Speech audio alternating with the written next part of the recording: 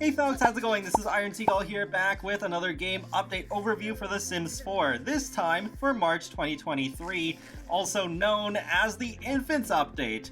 And it's supposed to actually be the biggest update right now in terms of file size, clocking in at just over 3 gigabytes on PC. So we have this whole new life stage between newborns and toddlers. The newborns, thankfully, aka the object babies, got some updates as well, and we got some skin details, and we also got a pie menu reorganization for social interactions. Another kind of interesting thing that was just kind of shoved randomly into the patch notes rather than being considered a main addition is that we have more decor likes and dislikes if you own the Dream Home Decorator game pack. I highlighted the ones that I spotted were new because the patch notes list a few more than what's actually there, because I could not find holidays, events, or shotguns, so I don't know if they accidentally leaked those and those are supposed to be in a future patch.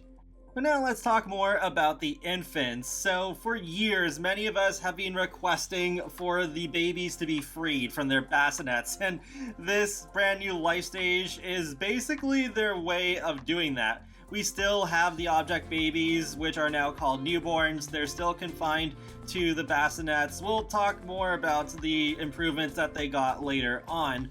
But yep, now we have the stage between the newborns and the toddlers. With growing together, the milestones do play an important part in an infant's development, but those are exclusive to that expansion pack. So with just the base game installed, there is a lot less of that whole learning process.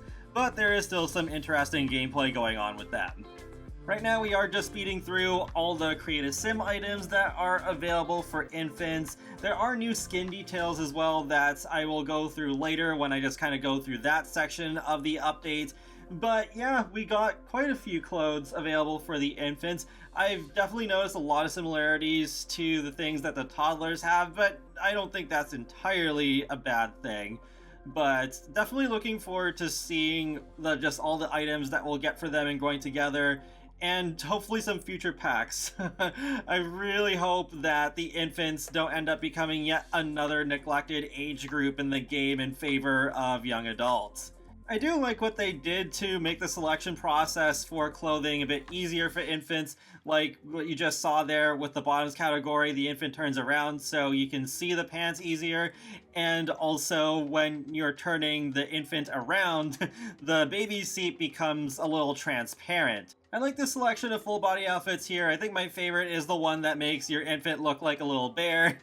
And also when you have nifty knitting stuff installed, you do have an extra outfit that is just at the top there.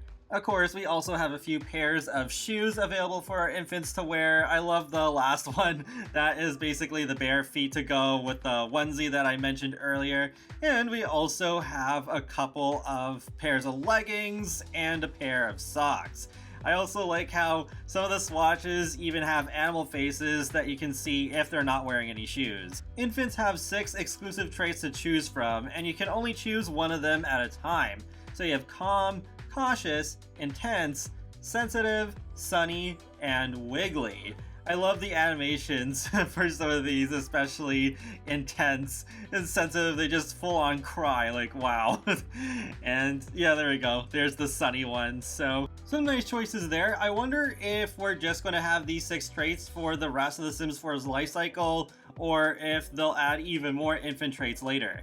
Here's a quick look at the build buy items we got to go along with infants, including a couple of rugs, a coffee table, 3 new toys that have their own unique sounds, some clutter, a new bassinet finally, a basket, a big stuffed llama, a new fence with matching gate, and some cribs, one of them which is basically a pack and play, so you can have that with you if you're just going somewhere. Especially handy if you're vacationing to another lot or another world entirely. One other cool thing with a couple of these cribs is that you can convert them to toddler beds if you'd like, or vice versa. Just make sure you have at least 2 handiness skill. What doesn't need handiness skill though is adding a mobile, so this will help your infants fall asleep more easily if you decide to install one. There's only 2 choices, birds or space. So here's what it looks like when a newborn ages up into an infant. So they do a little front flip out of the bassinet, and once you give them their trait, they descend on a little cloud. It's so cute. I love this so much. Thankfully, infants do have the full range of skin tones available to them, including the occult ones. In the case of Magnus here, he is the offspring of a spellcaster and a vampire. Once Breen had added the mobile to their new crib, I had Nolan place Magnus in there, and, well, Magnus was not happy about that. Oh, and yeah, you can see him selecting a lullaby there, which you may be familiar with the names of those in real life. But yeah, that angry buff. How dare you put me down? The warmth and comfort is absent, and now it feels like the end of the world. That's just too real. I love it. But yeah, there you go. You can see the mobile spinning there while the traffic of the city goes by in the background. How nice. Another thing you can do with infants is have them try out baby food. There are quite a variety of different choices here, and you just put them in the high chair, which apparently has been improved with the patch that the Sims won't constantly take them out of it. But yeah, love the little animation there. So there are a few different outcomes that can happen through trying baby food, because they may not like it, they may be kind of neutral about it and need to try it again.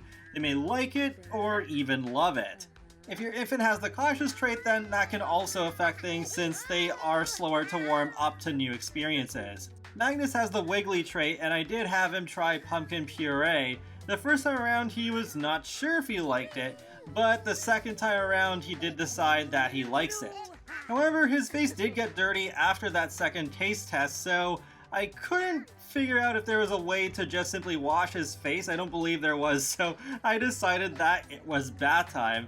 And I thought it would be kind of fun to watch this in first person. I saw Ebonic Sims post a clip of that on Twitter, and yeah, it's quite a fun little thing to do. First person camera is so underrated in this game. If you don't want your infants to enter certain rooms, you can apply baby proofing to any gate or door, not just the new gate that we got in the patch. And I did just test it out here, and nope, the infant could not get in. I did run into one funny glitch where, yeah, you can place the infants and you can make them crawl where you want them to go, and after I did that, well, that happened. I know that Magnus is a supernatural toddler, but this is a little ridiculous. Thankfully, he corrected himself after not too long, but it definitely reminds me of the sort of glitches we got when Cats and Dogs released. Soon it was time for Magnus to take a nap, though I actually took too long to put him back in the crib, which resulted in him crying for a little bit. So that does add a bit more challenge, because then you have to try and soothe the infant to sleep. Unfortunately, I did run into another obstacle here, because I tried to have Breen soothe him to sleep, but she kept getting a routing failure every time. I don't know if I just had the crib rotated the wrong way, but that wouldn't explain why she was even able to put Magnus in the crib at all. At least it didn't take too long for Magnus to fall asleep anyways, but I guess with just how it goes in The Sims sometimes, every minute counts. Plus, I've only tried playing with one infant in the household at the same time so far. It could get a lot more challenging if you have at least 3 or more, I imagine. Like you saw near the beginning of the video, I do have a cat in this household, so I want to see what infants could do with them. And yeah, there's some really cute interactions, like cooing at them, or just kind of smiling at them as they watch the cat move around. And of course, they can pet them. And there's even an interaction where they can just go to sleep near each other. One thing that completely caught me by surprise, though, is that infants can get sentiments with pets. Because after a couple of nice interactions, Magnus did get one with Marble. Before now, it was impossible for human Sims to get sentiments towards pets, but I got fascinated and adoring sentiment. Magnus can't seem to stop smiling and giggling around Marble. What an amazing bond. So I'm not sure if it's possible for Sims of other ages to get sentiments with pets now, or if this is just a special thing for infants. One other pack integration thing I noticed is that if you have Laundry Day stuff installed, you can opt to have your newborns and infants use cloth diapers instead of the regular ones. but I don't know if that does anything gameplay-wise. So overall, I think infants are a decent addition to the game, but it feels pretty obvious that you really need growing together to get that full infant experience. Now for the newborns, so there are some changes to them. Their life stage is shorter than it was before, and like the infants, they do have the full range of skin tones that the older Sims do. They also get the eye color that they're supposed to have for the rest of their life. Now the interactions between an older Sim and a newborn are more seamless, because before this patch, the Sim would take the infant out of the bassinet, do one interaction, put the infant back in the bassinet, then take them out again to do the next one. But now it is more as it should be, where the Sim will keep holding onto the infant while going through all the interactions you've queued up. I forgot to try this out, but children and toddlers are supposed to be able to entertain newborns while they're in the bassinet. And they did say in the live stream that if newborns are left out in extreme weather, they react to that. So they're less object-like than before, though they're still objects, unfortunately. I am glad they didn't just stop at introducing a new life stage, though. I was worried they wouldn't do anything with the newborns at all. Now let's move on to the skin details. These are not just for infants, they are for all ages. So there's some available for the face, and there's some available for the body. I find it odd that with the face skin details, you can't layer them together, you just have to choose one or one of the others, though you can still layer them together with the body skin details, as you can see here. But I think we got a pretty decent selection of skin details, though I wouldn't mind seeing vitiligo in the future. It is also worth noting that there are quite a few more that are available in Growing Together, like some body freckles and moles. So yeah, some of these are behind a paywall and some aren't.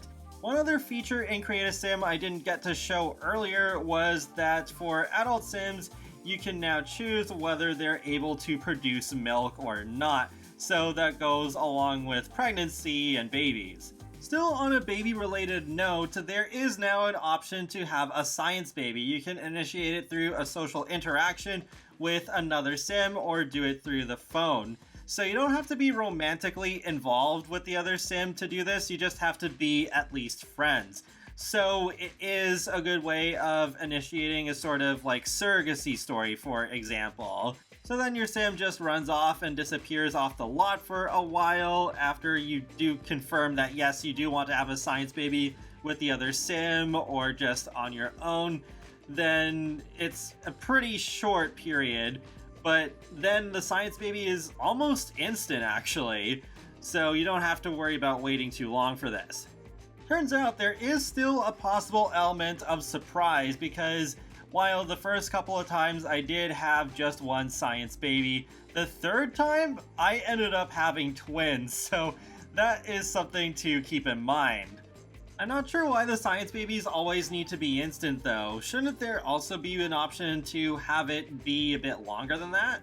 The last thing I want to discuss is probably my favorite part of this update, aside from everything related to the infants and newborns. That is the social pie menu reorganization. This has been long overdue, because for years this has been such a mess, especially if you own at least most of the DLC. You just have to click so much, especially in the friendly section of it. But now it's organized into more sort of, I guess you could say, contextual categories, and they're meant to go directly with the social compatibility feature that is exclusive to Growing Together.